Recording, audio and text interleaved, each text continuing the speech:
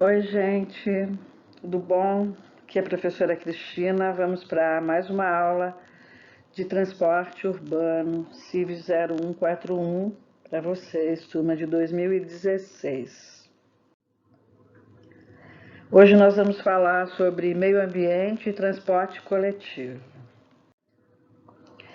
Então, antes da gente falar em transporte urbano, vamos falar um pouco da cidade, né? O transporte urbano ele está inserido na cidade, né? Vamos falar o que são cidades sustentáveis, né? Primeiro item é uma cidade equânime e da diversidade, onde os benefícios do desenvolvimento urbano sejam democraticamente distribuídos e os ônus minimizados para todos e para todas, né? A gente já viu que o uso do automóvel ele não beneficia a todos, ele beneficia uma pequena porcentagem da população, cerca de 30%, e ocupa 80% do espaço das cidades. Em seguida, a gente vai ter uma cidade justa e democrática, né?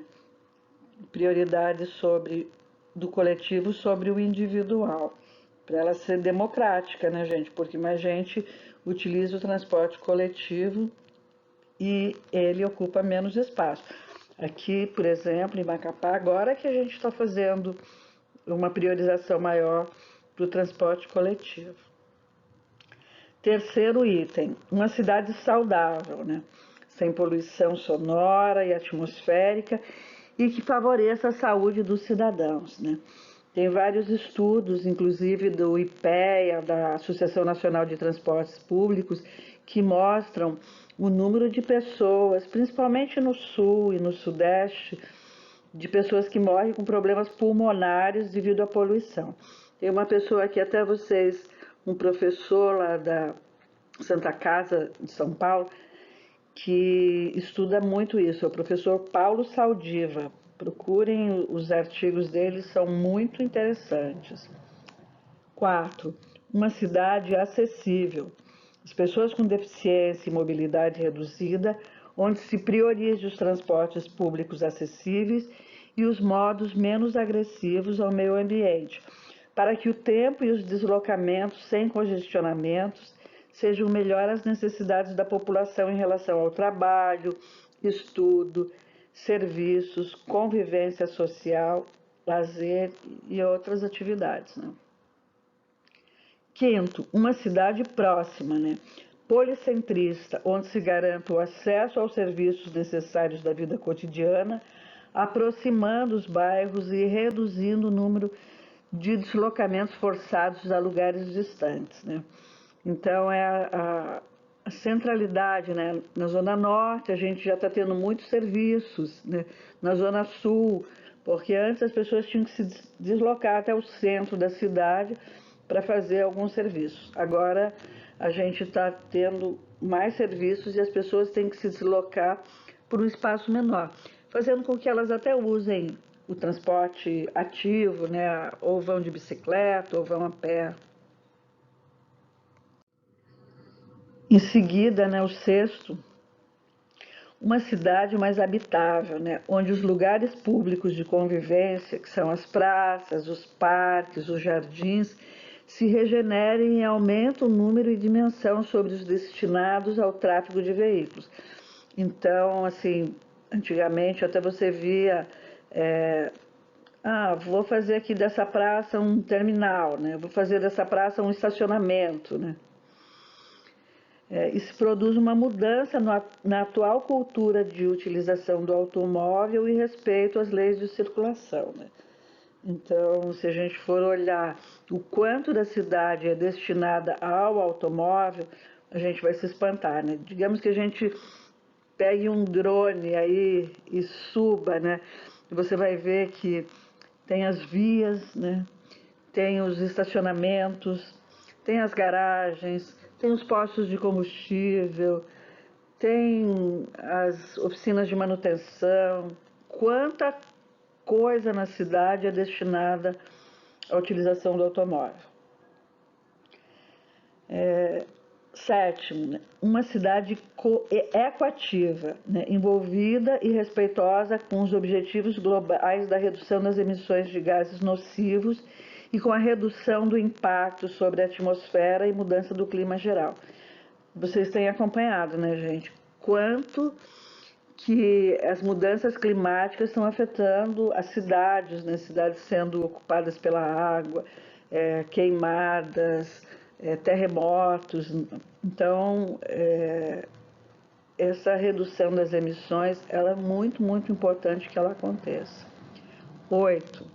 Uma cidade segura, né? Onde se reduza progressivamente as mortes e os feridos no trânsito e proteja o transporte coletivo e os modos não motorizados. Se a gente for olhar, né, o mapa dos acidentes, a maioria é automóvel, né? Em seguida são motos, né? Atropelando e matando, deixando as pessoas quando para cada morte no trânsito a gente tem 4 feridos, 2 com sequelas permanentes, né? Pode ser uma cicatriz, uma perda de um membro, uma coisa horrível. 9, né? Uma cidade mais próspera, né? Onde o modo de transporte facilite uma circulação econômica eficiente de trabalhadores, de consumidores, de valores e mercadorias, né? Acho que a aula que vem a gente vai até estudar a questão da carga urbana, né? E que resulte em atração para empresas, facilitando a geração de empregos na cidade. 10. Uma cidade participativa, né? Onde se aplique a cidadania às pessoas, organizações e instituições, para que decidam um modelo ideal de mobilidade e de cidade, definindo e executando ações locais, desenvolvendo uma nova e imprescindível cultura participativa entre os agentes sociais e institucionais.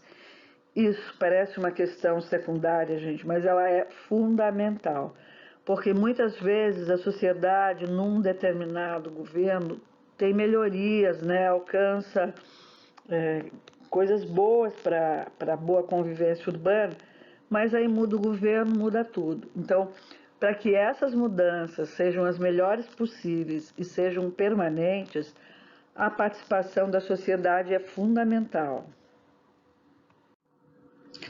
Aí a gente está vendo, né, a divisão modal em 2007, mas ela não alterou significativamente, por isso que a gente ainda utiliza, né, esse sistema de informação de mobilidade urbana da Associação Nacional de Transporte Público. E a gente vai notar, né, que o coletivo é quase que 30%, o individual também é quase que 30%. Né? Aí o coletivo azul claro e azul escuro, né? Ônibus azul escuro, metroviário azul claro, automóvel em vermelho, moto em roxo, né? Bicicleta em verde escuro e a pé, olha gente, 38,1 a pé. E olha a importância, né, que os governantes dão para modo a pé de se transportar, quase nada, né? E se a gente for somar ali a bicicleta e o a pé dá 40,9, quase 50%. Então, o que é promover essa circulação sustentável, né, com relação ao transporte coletivo? O transporte coletivo é parte fundamental da estrutura de funcionamento das cidades e essencial para a vida da população. E, como tal, precisa ser organizado de forma a oferecer o melhor atendimento à população, com conforto, fluidez e segurança. Deve ser organizado como uma rede única, complementar, integrada física e tarifariamente. Esse tipo de organização da rede permite maior possibilidade de ajuste da oferta de viagens às necessidades da população e amplia de forma significativa a mobilidade de seus usuários. Cabe ainda evidenciar que o plano diretório de mobilidade deve ter forte ênfase ao sistema hidroviário, definindo infraestrutura e rotas prioritárias e considerando este, né, o sistema hidroviário elemento fundamental do sistema integrado de transporte público, conceito amplamente desenvolvido através da integração do planejamento dos diversos modos existentes no município. Porque o transporte hidroviário, se não tiver integração, ele vai ter muita dificuldade, porque a pessoa vem pelo rio, para num porto, ali num terminal, e aí, né? Ela tem que continuar a viagem dela, que nem sempre é para a beira do rio, né? Ainda, né, sobre transporte coletivo, né, a inclusão social e o sistema de transporte público são temas amplamente discutidos na atualidade. Estudos demonstram que a inexistência ou a precariedade da oferta dos serviços e as altas tarifas do transporte coletivo restringem as oportunidades de trabalho, né, dos mais pobres, né, na procura de emprego ou mesmo no deslocamento ao local de trabalho, e condicionam as escolhas do local de moradia e dificultam o acesso aos serviços de saúde, educação, lazer. Porque tem muita gente que chega no final de semana, até gostaria de visitar um parente, mas o transporte coletivo, ou ele é tão ruim no final de semana, ou a pessoa realmente não tem dinheiro para pagar, e aí deixa de visitar um parente, deixa de ter a sua atividade de lazer. E muita gente também, né, deixa de frequentar determinado local por conta da distância e da dificuldade em pagar a tarifa. Pesquisas confirmam que as pessoas cuja renda familiar é de até 2 salários mínimos realizam cerca de 60% de seus deslocamentos a pé, enquanto as pessoas com renda familiar acima de 20 salários mínimos realizam mais de 80% de seus deslocamentos por meios motorizados, quer seja individual ou coletivo. Entre os motivos pelos quais os mais pobres viajam a pé, prevalecem a falta de dinheiro para pagar as tarifas e a não disponibilidade do serviço de transporte coletivo no local onde essas pessoas moram. Em seguida, né, para promover a circulação não motorizada, vamos falar um pouco sobre a questão ambiental. Identifica-se, entretanto, no Estatuto da Cidade, uma tentativa de articulação das preocupações de caráter urbanístico e ambiental, cujos modelos de regulação derivam de racionalidades distintas. O primeiro, orientado pela lógica funcionalista do ordenamento do território e, mais recentemente, pela matriz da reforma urbana. O segundo, pelo binômio preservação-conservação e pela lógica da valorização econômica da natureza, presentes, por exemplo, nos mecanismos de compensação e mitigação do licenciamento ambiental. O tratamento compartilhado das questões de desenvolvimento urbano e gestão ambiental, predominante em alguns planos diretores, ilustra como as possibilidades de convergência dessas duas tradições de regulação ocorrem ainda de forma muito incipiente, sem enfrentamento de conflitos importantes. Agora vamos falar um pouco sobre o andar a pé, né? Do total de deslocamentos, a gente já viu 38% em média na cidade são feitos a pé. Parte desses deslocamentos são forçados devido ao preço do transporte coletivo. E agora, né, no pandemia, também as pessoas ficaram com receios de estar circulando pelo ônibus, né? Então muita gente trocou pela bicicleta ou pelo modo a pé mesmo. A descentralização dos serviços reduz a necessidade de deslocamentos motorizados, como a gente já falou anteriormente. A calçada precisa receber o mesmo cuidado das ruas. Manutenção, gente. Um buraco na rua sai até na TV Amapá. Um buraco na calçada dificilmente é notícia, né? Só que ele afeta muito o pedestre. Questão da iluminação. Não sei se vocês notam, mas a iluminação das ruas, né, das vias, elas são para onde o carro circula. A iluminação, tirando alguns poucos lugares, acho que na orla de Macapá, né, A iluminação é para o pedestre, ela ilumina a calçada, ilumina a faixa de pedestre. E a sinalização? A gente vê, gente, várias placas, né? Sinalização horizontal e vertical, né? Para o automóvel, mas pouquíssima sinalização para o pedestre, quase nenhuma, né? Quase nenhuma de indicação. Por exemplo, na Europa é muito comum você ter placa de sinalização indicando, sei lá, daqui para o Marco Zero, né? Da Unifap para o Marco Zero, 10 minutos a pé. Não tem isso. Não tem nem a indicação de para onde é que ele vai, qual é o caminho. Imaginem que vocês são os turistas, chegam lá no Hotel Forte, você quer ir para o Marco Zero, você quer ir de bicicleta ou a pé. Você consegue fazer isso? Em seguida, estimular esse meio de deslocamento contribui para a preservação ambiental e para a inclusão social. Aqui, olha, uma rua em Valparaíso, no Chile, né? Isso é uma rua para as pessoas. Olha a iluminação, olha o piso, né? Olha a tranquilidade que é essa rua em Valparaíso. Premissas da mobilidade urbana sustentável. É a equidade no uso do espaço de circulação e a democratização no uso das vias. A rua é das pessoas e não dos carros. A transformação dos estacionamentos na via pública em aumentos de calçadas, ciclovia ou ciclofaixa, né?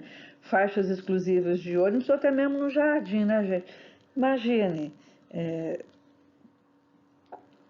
tem também os chamados parklets, muitas cidades já vêm implantando, que é você pegar uma vaga de estacionamento e colocar ali um equipamento para as pessoas sentarem e discutirem.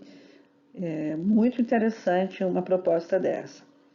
E que a política de estacionamento de automóveis seja de regulação pública, incentivando a localização junto aos corredores estruturais do transporte coletivo e conforme estejam próximos aos centros urbanos, os estacionamentos tenham taxas progressivamente mais altas e com esses recursos sejam criados um fundo público para aplicar em obras de transporte público, calçada, ciclovia. Acho que a gente já comentou sobre isso em aulas passadas, mas isso é muito, muito importante, gente. Mexer, trabalhar a questão dos estacionamentos. E as faixas de pedestre, então, né? A faixa de pedestre, olhe, não sei se dá para vocês enxergarem bem, isso daqui já é em São Paulo, as faixas de pedestre, inclusive no centro, né, do cruzamento, para fazer com que a pessoa tenha um caminho menor atravessando de um lado para outro, né? E as faixas vermelhas são de ciclofaixas e as azuis o caminho do pedestre. Então, a gente pode até notar que em Macapá as faixas elas realmente estão precisando de manutenção. Inclusive nós aqui na Unifap estamos sem faixas de pedestre. Então, aí a gente tem, né, vocês podem notar na figura, para 177 carros com 240 pessoas, em 3 ônibus caberiam todas essas pessoas que estão nesses carros todos aí que vocês podem observar. O espaço que ocupa, né? E a poluição. Às vezes, uma pessoa só no automóvel, né? 600 quilos, 1 tonelada para transportar uma pessoa de 80 quilos. Então, essa é a cidade do futuro, minha gente. Cidade que a gente tenha espaço para o ônibus, espaço para a bicicleta, árvores, né? As pessoas caminhando, né? E um espaço também para o carro, né? Olha o ponto de ônibus, olha a vegetação. Né? Isso é a cidade que a gente quer. Esse daqui é um corredor de ônibus, gente, em Porto Alegre. Olha que maravilha. Tem até elevador nessa estação de ônibus, né? E nos domingos as bicicletas podem utilizar esse corredor de ônibus. Olha o espaço maravilhoso para o ônibus. E aqui é o Transmilênio de Bogotá. Não sei se vocês já ouviram falar o Transmilênio. Esse projeto, gente, do Transmilênio foi feito por engenheiros brasileiros. Foi já uma segunda etapa, né, do projeto de Curitiba. Primeiro foi implantado Curitiba e virou uma referência para o mundo, né? Em seguida, em Bogotá, qual foi a diferença, né? Foi que foram feitas duas faixas para o ônibus. Assim, o ônibus podia, um ônibus ultrapassar o outro. E também foram feitas, olha, estações de ônibus paradouros, né, parando em todas as estações, ônibus semi-paradouros que iam um trecho e depois paravam em algumas estações, e ônibus expressos que iam de um ponto ao outro, né? Então, dependendo do lugar que você gostaria de ir e parar, né, teu ponto de destino, você já pegava um parador, semi-parador ou um ônibus expresso. E olha a qualidade da estação, né? A qualidade do embarque. O pagamento também foi feito fora do ônibus, que essa foi também uma grande mudança lá em Curitiba, né? Você pagar antes de você entrar. Isso otimiza o tempo de embarque, né? E provavelmente o embarque aqui também é em nível, né? Então você não ter que subir degraus e entrar em embarque em nível, você também diminui o tempo de embarque, você faz com que a viagem seja mais rápida, né? E olha a urbanização, iluminação, muito bonito aqui. Aqui é em Paris, gente, uma rua humana, né? Uma rua para o pedestre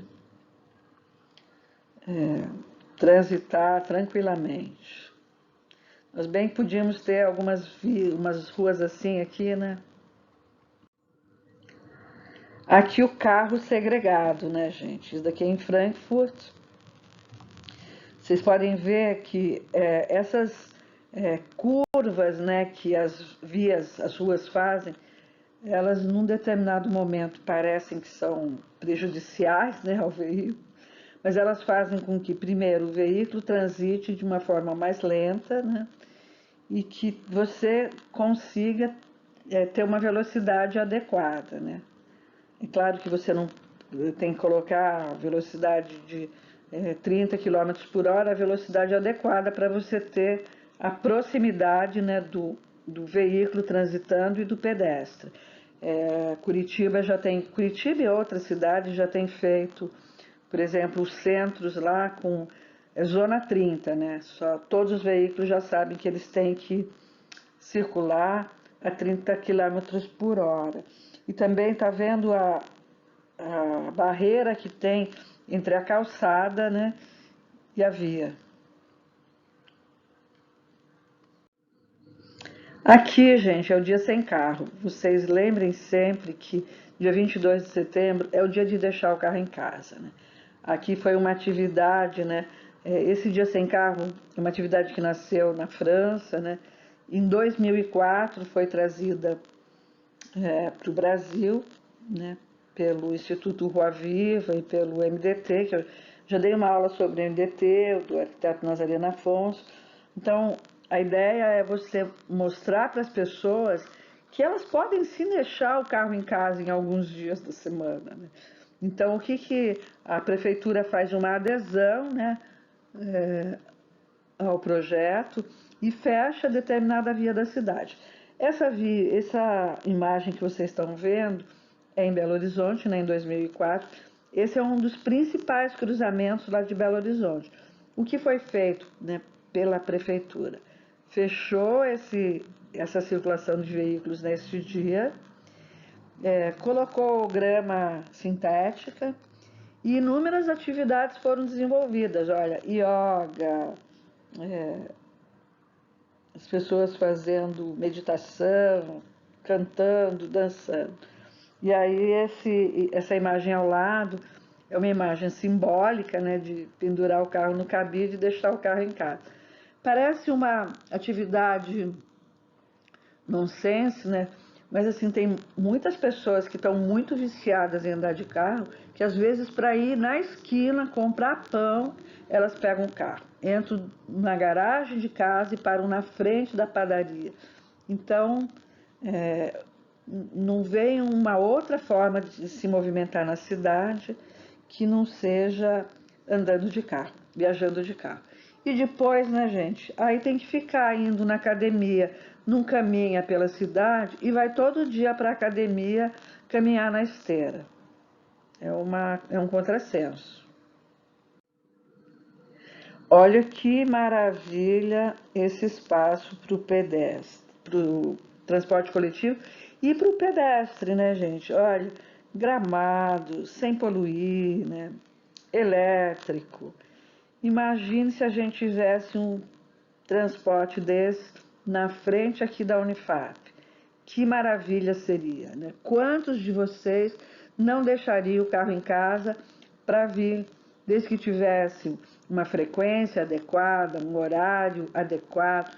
Vocês podiam estar saindo às 11 horas da noite, sabendo que 11h05, 11h10 ia estar passando o transporte que ia te deixar próximo à tua residência. E olha a largura das calçadas, gente. Olha a iluminação, olha o tratamento, olha o abrigo do transporte coletivo. Aqui, com relação à segurança, né, foi uma campanha que o Correio Brasiliense, em Brasília, e lá na época o governo estadual, né, lá, Brasília é governada, não é cidade, é estado, né? E Brasília, todos sabem, foi feita a cidade para o automóvel, né? Só que tinha muitos atropelamentos, né? E aí eles fizeram uma belíssima campanha pela paz no trânsito, né? E deu muito certo que foi lá que começaram a respeitar a faixa do pedestre, então levantar a mão fazia com que o carro parasse. Aqui também é assim, né? A gente tem isso é um avanço do ponto de vista social, né? E aqui muitas atividades, olha, bailarinas, né? Foram colocadas com patins, olha só que maravilha essa campanha de Brasília. Olha a caminhada que foi feita, isso foi em 1996, gente. Não sei se vocês já tinham nascido, mas mais de 25 mil pessoas de branco caminhando na cidade do automóvel para pedir a paz no trânsito. Então, aqui mais uma vez mostrando, né, o espaço de 75 pessoas transportadas por 60 automóveis ou por apenas um ônibus, né? Então, o usuário do transporte coletivo ocupa 4,2 vezes menos espaço viário do que uma motocicleta e 6,4 menos do que um automóvel.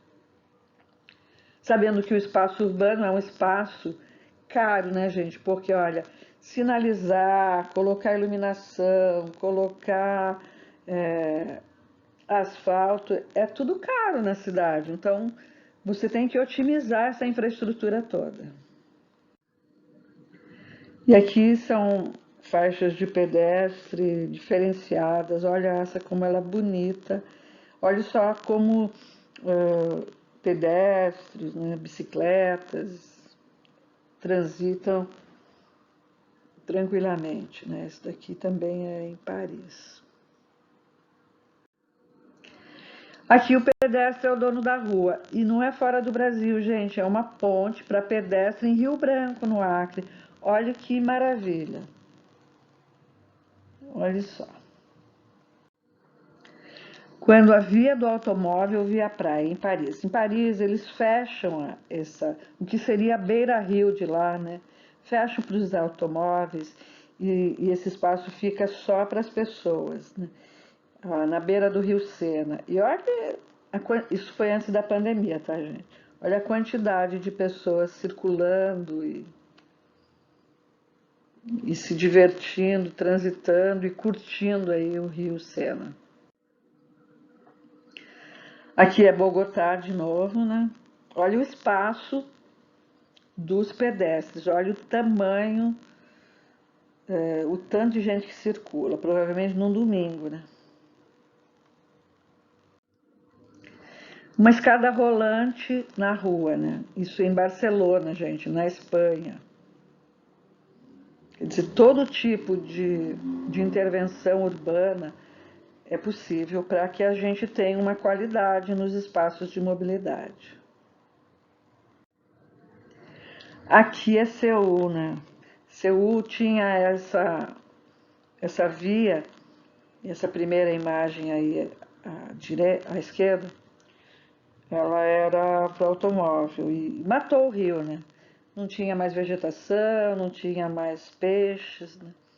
E foi retirado e retornou e virou um parque. Olhe na imagem, na imagem aqui de baixo, foi arborizado e resgatou a cidade. Vale a pena conhecer Seul e essa intervenção urbana. E aqui, gente, o que eu já falei, olha a sinalização para o pedestre, marcando os pontos da cidade, quanto tempo chegar, onde estão. Isso sim que é realmente uma sinalização bem adequada. E agora um pouco sobre andar de bicicleta, né? Agora, isso foi antes da pandemia, agora aumentou um pouco, né? Muitas pessoas optaram pela bicicleta, né? O uso desse meio de transporte como forma principal de deslocamento vem crescendo no nosso país. Prevalece a carência de políticas que produzam infraestrutura viária, ciclovias e ciclofaixas, adequação de sinalização e incorporação desse modo de transporte no planejamento urbano.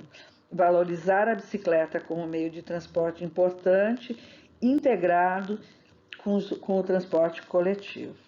Então, né, gente, porque muita gente pensa quando vai fazer que a bicicleta vai indo por uma ciclovia, de repente a ciclovia acaba, né? É importante criar uma rede em que a pessoa ela não se teletransporta, né? A bicicleta não vira um drone, a bicicleta sai voando. Você tem que ter uma continuidade na via. Aqui a bicicleta sendo usada pelo trabalhador.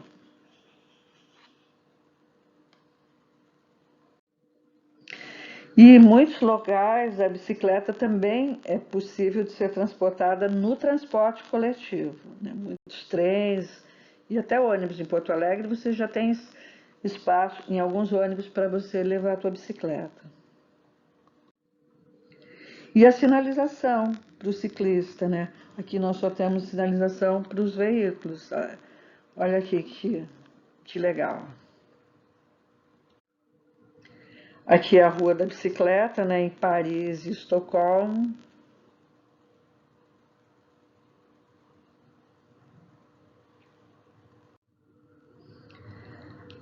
Mas sobre bicicletas compartilhadas, né? Importante também você ter onde deixar a tua bicicleta, né? Além da ciclovia, ciclofaixa, onde deixar a tua bicicleta. Aqui, gente, nevando, né? E as pessoas andando de bicicleta. Aqui, a bicicleta para a família, né? Criança sendo levada pela bicicleta. E aqui uma ciclofaixa.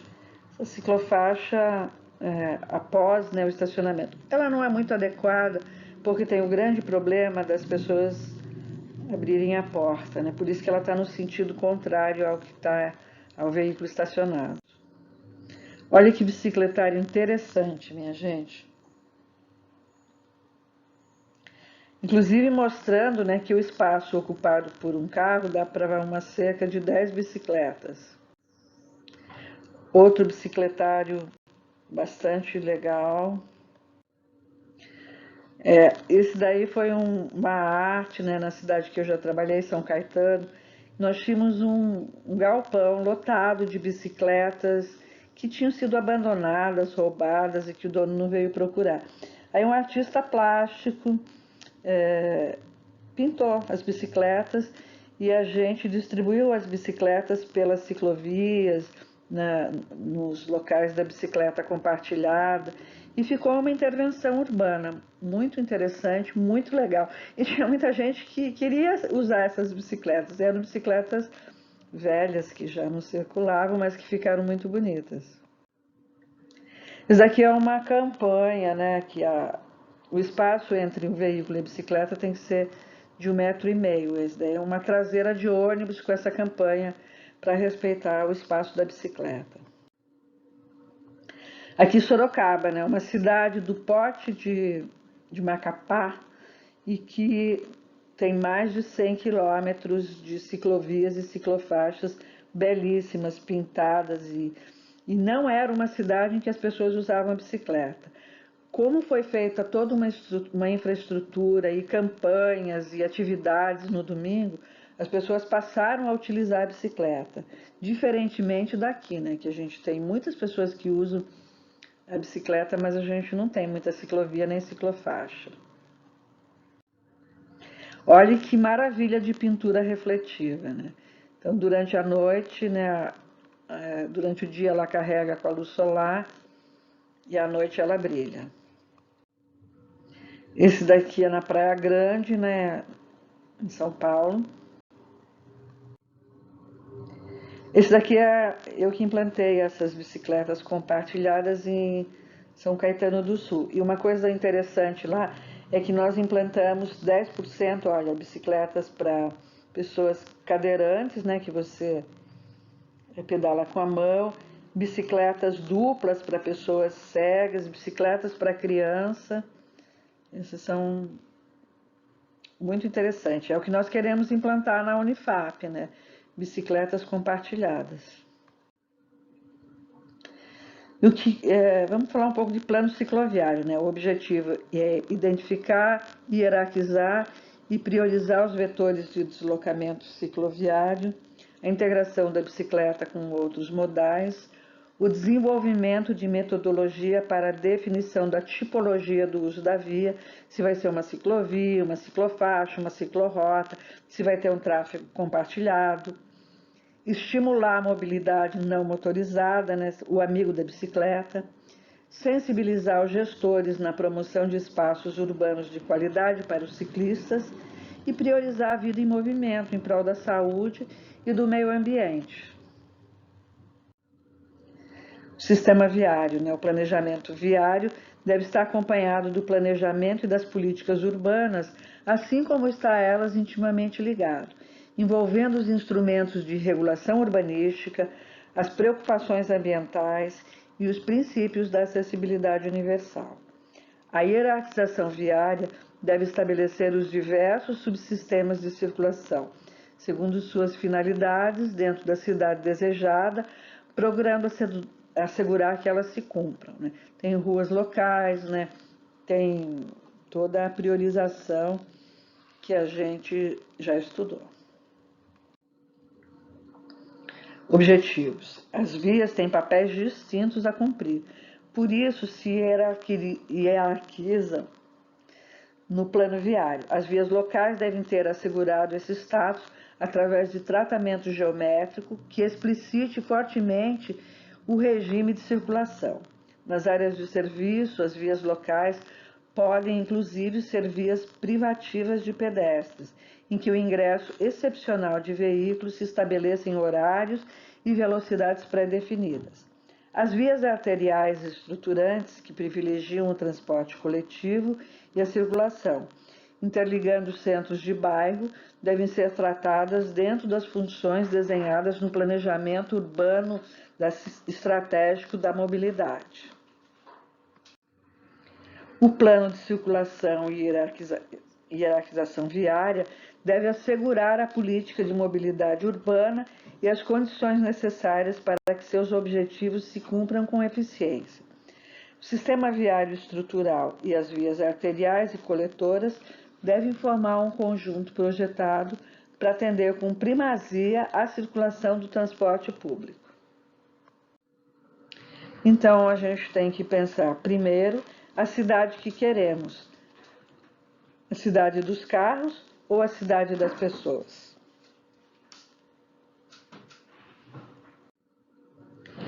Agora vamos falar um pouquinho sobre região metropolitana.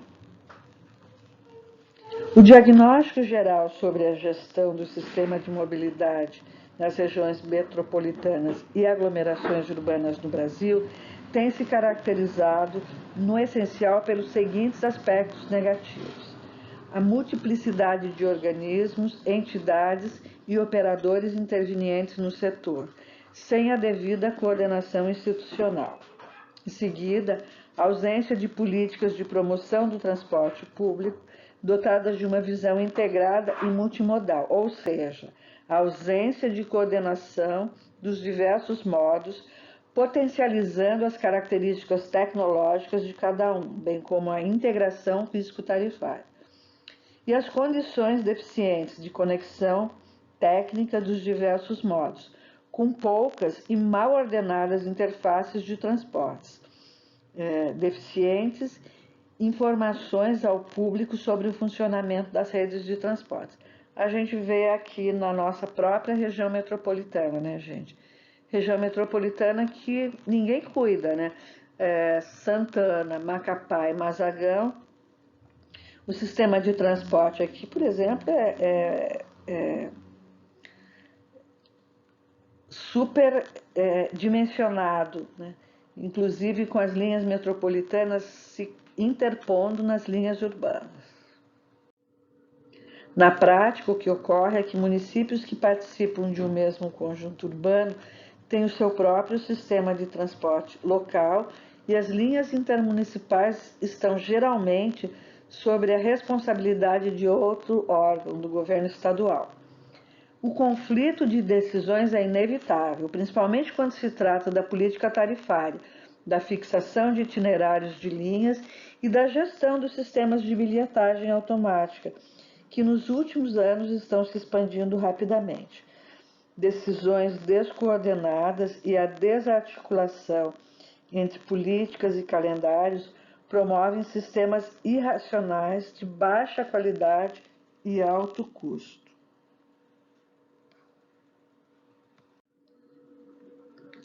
Os municípios que compõem regiões metropolitanas ou aglomerados urbanos, em função do compartilhamento das questões relacionadas ao transporte e à mobilidade urbana, apontaram em seus planos diretores para um sistema de transporte metropolitano integrado físico e tarifariamente, onde os sistemas locais para a elaboração ou revisão dos planos diretores de transporte metropolitano e para a melhoria funcional dos sistemas entre os municípios que se polarizam. Considerações finais. A política de mobilidade para todos visa proporcionar o acesso ao espaço urbano através da priorização dos modos coletivo e não motorizados, de forma efetiva, ampla, inclusiva, democrática e ecologicamente sustentável.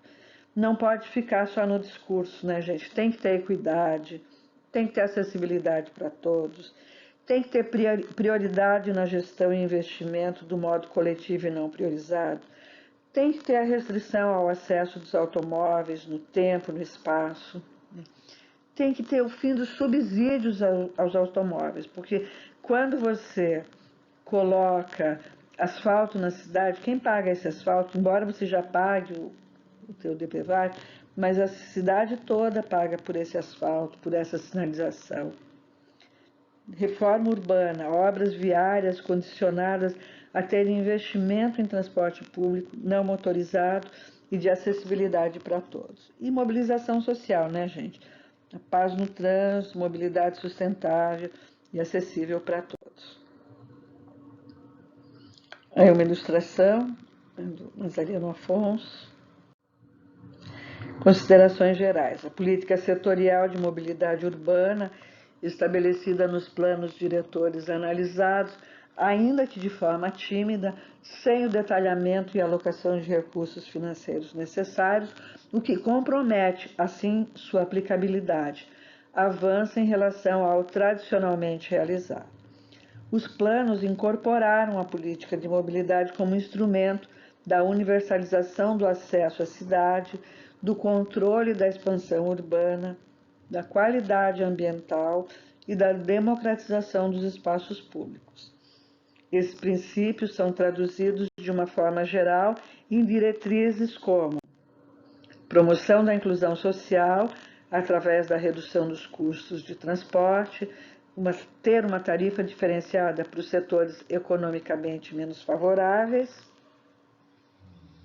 revisão e definição de fontes de recursos para o sistema de transporte coletivo, nós já comentamos isso em outras aulas, a ampliação da acessibilidade, vamos falar em umas aulas seguintes sobre acessibilidade, né? Adequando os espaços públicos e a frota do transporte público às pessoas com mobilidade reduzida, sejam elas idosos, crianças ou portadores de deficiência física. E a inserção do transporte público e do trânsito como elementos da questão ambiental. A priorização do transporte coletivo sobre o individual no sistema viário, a promoção da ampliação da mobilidade urbana através da definição de corredores de transporte e da integração físico-tarifária da rede, a definição de políticas que favoreçam a atratividade do sistema de transporte público, a consideração do deslocamento pedestre como modo de transporte, favorecendo sua circulação, segurança e conforto. A previsão de soluções e projetos que priorizem os modos de transporte não motorizado, né? A pé, a bicicleta, o hidroviário. A implementação dos instrumentos de gestão democrática previstos no Estatuto da Cidade, incentivando a organização e a participação da sociedade civil, e a promoção do controle dos grandes empreendimentos públicos e privados, agregando o conceito de impacto sobre o ambiente urbano e sobre o tráfego. E, por fim, o fortalecimento do papel do município como gestor e regulador na prestação dos serviços de transporte urbano. O município não pode ser omisso, deixar tudo acontecer. E é isso, minha gente, essa foi a aula de hoje, espero que vocês tenham gostado e até a próxima. Um abraço aí para todos.